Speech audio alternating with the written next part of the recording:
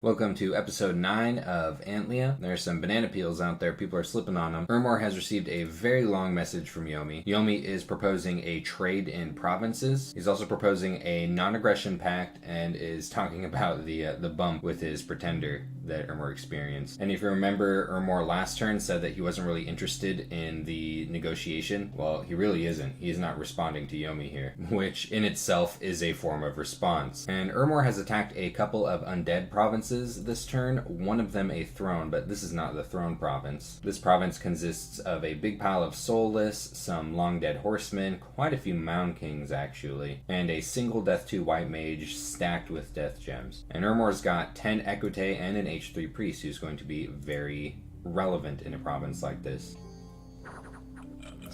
Wow, the equite just erased the long dead horsemen.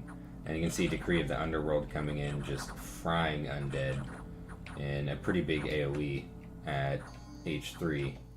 And boop, the white mage didn't end up being very relevant at all. So no losses, which is actually pretty good against a province with this amount of long dead horsemen. Now this battle, which he attacked with exactly the same kind of expansion party, is on a throne province. Things are pretty similar here. A lot of long dead horsemen, a lot of soulless, a few heavy infantry, though some of them are diseased, as I do believe this is the throne of death. But then there's a big line of wizards back here. There's a white mage just like in the other province. This one's holding a claim of pearls, which isn't actually doing much for him. Something he should be less selfish with and give to this guy or someone else with Astral. A Fire 4 mage with a lot of fire gems, so definitely expecting to see fire elementals come out of him. A Fire 2 mage, also a lot of gems, and an Air 2 mage. This one's diseased. So, the longer that Ermor waits around before taking this province, the more of these wizards and stuff are going to die, though some of them aren't going to be affected by disease. But equite are super beefy. They did take out a province with similar composition without any issues.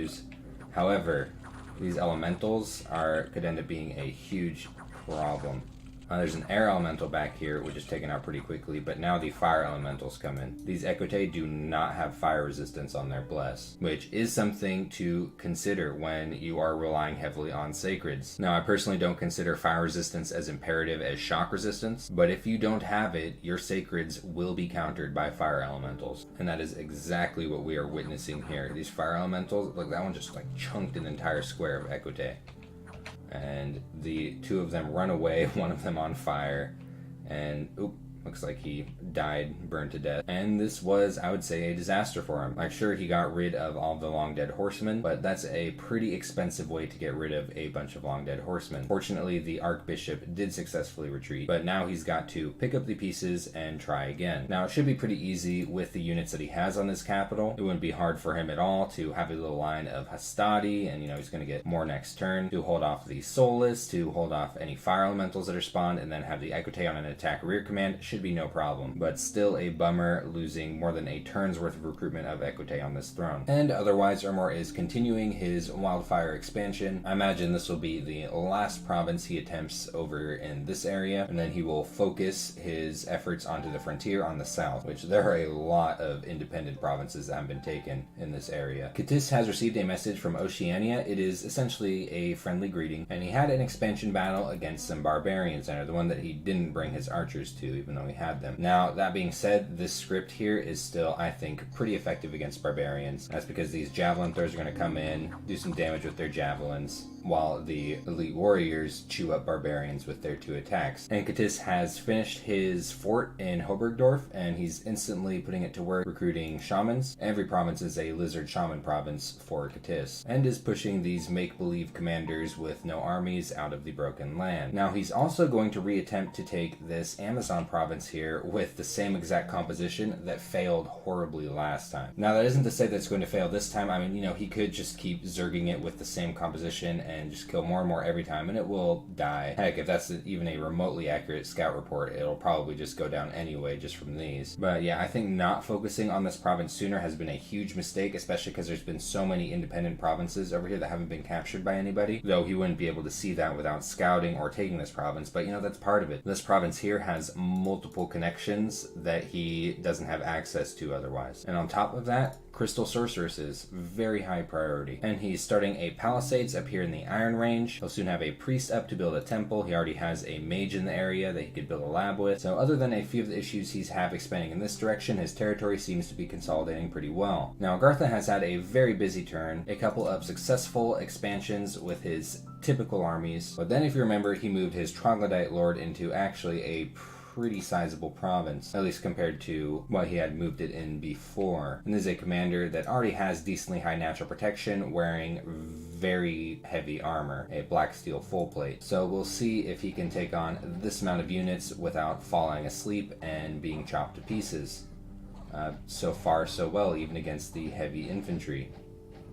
Though they seem to have put up a lot more. Oh, there he is. So he started falling asleep at the perfect moment, right as the independents were routing. It would have been a little bit risky if he had done it like a turn or two before. So Agartha took a bit of a gamble with this, and it paid off. Got a province out of it that Katis almost certainly would have taken this turn had she not been here, which does have a canyon of sand on it. Pretty nice, especially for Agartha, who really needs earth gems. She also found 2 magic sites in a single site search, even more earth gems between the 2 of them, and some death gems. She's moving down into Ralothea with this expansion party. I'm almost positive that Moria is also going to move here. I mean, where else is he going to go? He's not going to stretch out in this direction. He already has Bitane.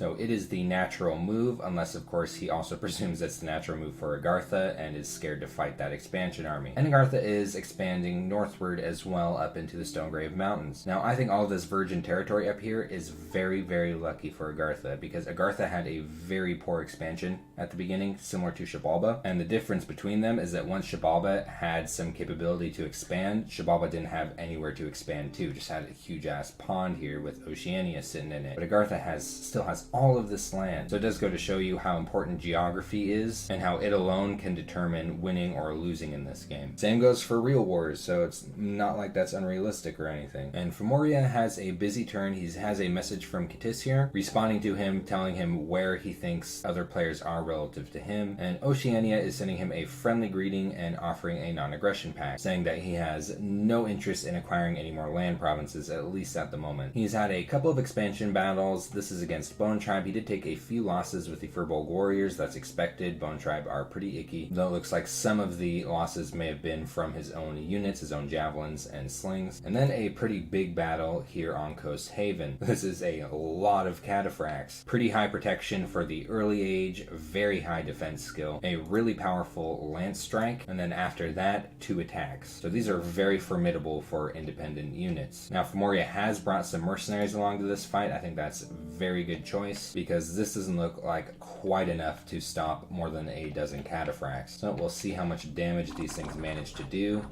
The javelins aren't very effective against them at all.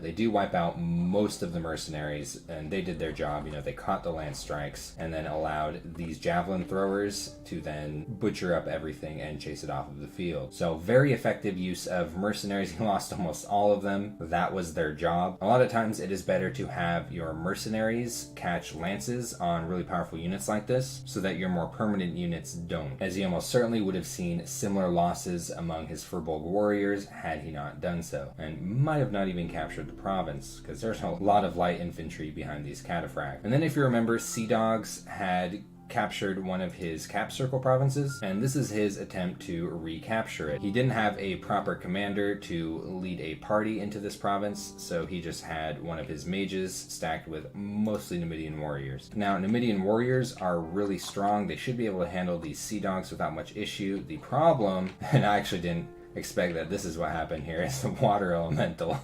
See, I would have been a little iffy on the water elemental fighting the Numidian warriors themselves, but it just went right around and killed his commander. So I think this is a good example of why it's really important to have commanders sitting around on your forts for when you need them. Well, any fort where you're recruiting lots of units. Epidemic dysentery.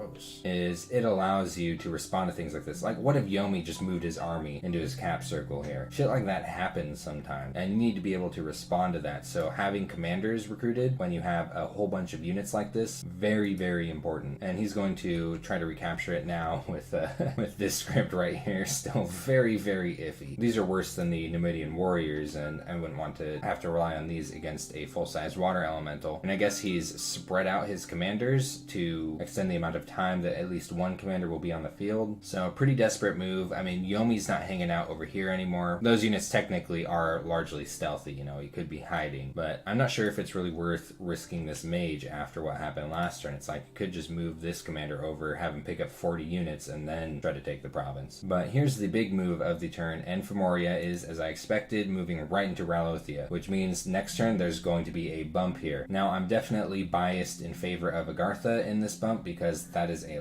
lot of Mind Blasters in that expansion party, but you know, Moria does have his profit here, and Agartha's units don't really have any shields whatsoever. This is a lot of projectiles, so a little bit hard for me to call this one, though I'm definitely expecting the Mind Blasters are going to be the main factor in who wins this battle. Now, Vanheim, unlike Yomi, receives responses from Ermor. This might show you Ermor's feelings toward Yomi, at least at the moment, and Ermor has agreed to a non-aggression pact with Vanheim. Otherwise, Vanheim has not had a very eventful turn, as he wasn't able to find a province to expand into, though that will be different next turn as he's moving up into the Whispering Wastes up here. He's building a temple down here at Valadun, and when he gets a lab up, he will at least be able to get into nature magic, at least a little bit. Well, you know, I gotta say it again, there's lizard shamans here, which would break him both into nature and astral, and research well, and be good on the battlefield. So always check your independent mages, what you have access to. If he does manage to take this province, which I expect he will, Bone Tribe also has good independent mages. Death, and I think secondarily to that, Earth Magic are what you get from Bone Tribe shamans. Looks like he did figure out what was going on with his owl quills, that you need to spread them out among multiple commanders, and it looks like he's getting an expansion party going this direction to take out these provinces right here. I think he should have done this a long time ago. I think he's underestimating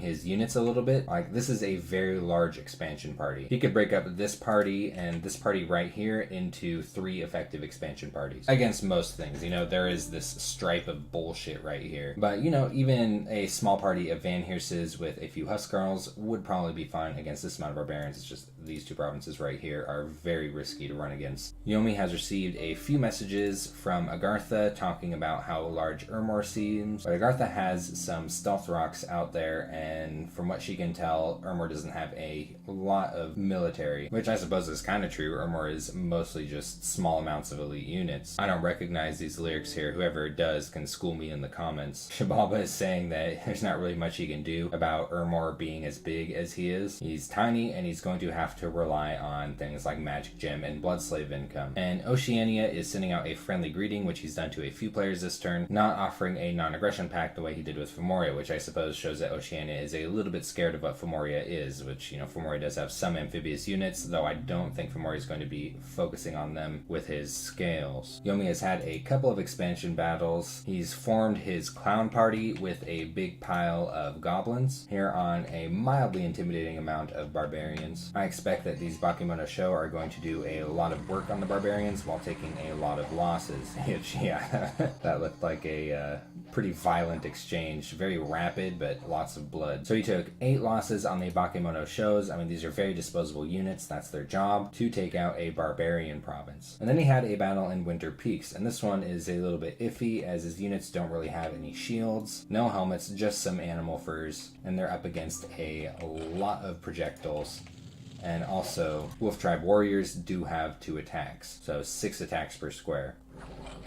But that is up against Yomi's 6 attacks per square, and it does look like Yomi is taking a lot of damage among his Bakemono Sho. Some have even routed, but in the end does manage to push off the archers as his club goblins do not rout. Look at all this damage they took, though. This is just 1 square. His pretender has reformed on his capital. I wonder what that looked like when that happened. And he's bought mercenaries this turn. I think this is a very good move to expand southward into this province right here and whatever may lie beyond it. Now, if you remember, Vanheim is moving an expansion party here, which does leave the potential for a collision on this province right here, depending on where Vanheim moves. And really, what Yomi could have done with this province, instead of trying to do some really complicated negotiations with Ermor that Ermor has completely ignored, is he could have just taken this province here. This is a hill province. It's very important to him. So one form of diplomacy, just take what you want, say sorry, but I need this, maybe throw him some gold. It's like you could say, you can go ahead and take this province, blah, blah, blah, up here, though I don't think you should give up this one because there's a lava lake on it. This is a really good magic site. And most of the time, when, you take a province like this, which is already kind of weird and overextended into your territory, the other person isn't going to care. They're going to have other things to deal with. They're not going to want to commit to a war over something little like this. And if they were, they're probably already thinking about going to war with you anyway. But yeah, this is definitely what I would do in this position. I would just take this province and just deal with the repercussions, whatever they were. And if I was in Ermor's position and Yomi took this province and said sorry and was nice about it, I probably wouldn't do anything myself. If they were mean about it, I might yoink a different province somewhere and then just mirror whatever they said to me that upset me. But being polite goes a long way. You'll see Agartha did something similar up with this province right here, and it worked out just fine for Agartha. Xibalba has received a couple of messages. This is just for Moria saying, in reference to this province right here, that he's not really willing to give this up to Xibalba. And Yomi has sent a very long message to Xibalba. The gist is that he wants to attack Moria, allying with Xibalba. He's talking about what he can estimate given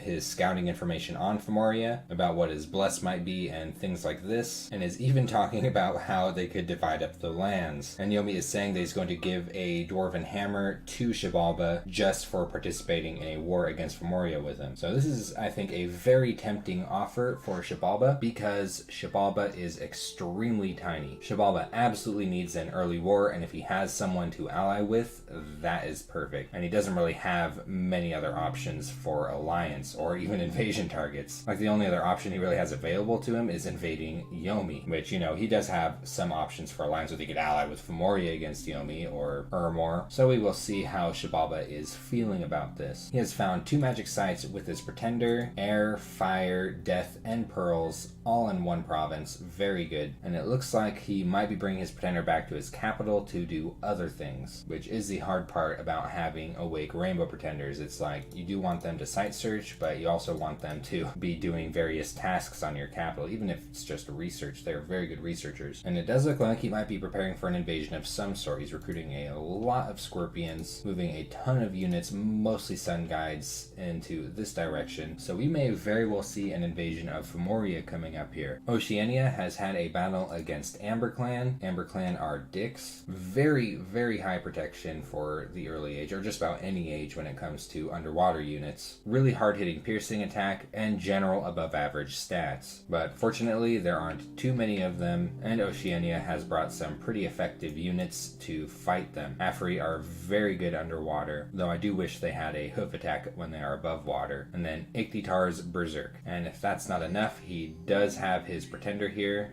to wipe up anything that these other units can't kill, but they seem to do just fine against the Amber Clan, with most of the harder to kill ones routing. So only takes some losses on his Shark Tribe units, and now has an Amber Clan province. And the interesting thing about these is that they almost always have these Amber Clan mages, which by themselves, other than the fact that they aren't amphibious, are pretty good mages, in that they're not enormously expensive, and they're water too. What's also interesting about them is that they can random fire. So this is actually a way for some underwater nations to snag some fire, though, this isn't an entirely reliable random. If you already have an excuse to be recruiting a bunch of aquatic water 2 mages, it can be a really nice thing to get a hold of a little bit of fire magic. But otherwise, it looks like he's just finishing up his expansion into the main pond. He's moving his Pretender along with all these units in this Shark Tribe. At this point, you really could just rely on these units for expansion and just site search with your Pretender. But, there's nothing wrong with being extra sure. And he's got another expansion party meeting up down here. Here are these units, by the way, when they are above water. These are actually pretty nice cavalry units, and they do have the poison barbs, and of course recuperation, very good. I just really wish they had a secondary attack like a lot of cavalry does, like a hoof attack here. It'd be even cooler if it was like a sort of poison hoof attack, because you can kind of see, I presume this is all this red coral stuff is where the poison barbs comes into play. But, if ifs and buts were candy and nuts. And these Iktitars trample when they are above ground. So it has been turn 10 of Antlia. Looks like we have a bump coming up next turn, and possibly a war starting, the first real war of this game. We will see who comes out on top of the bump in the next episode.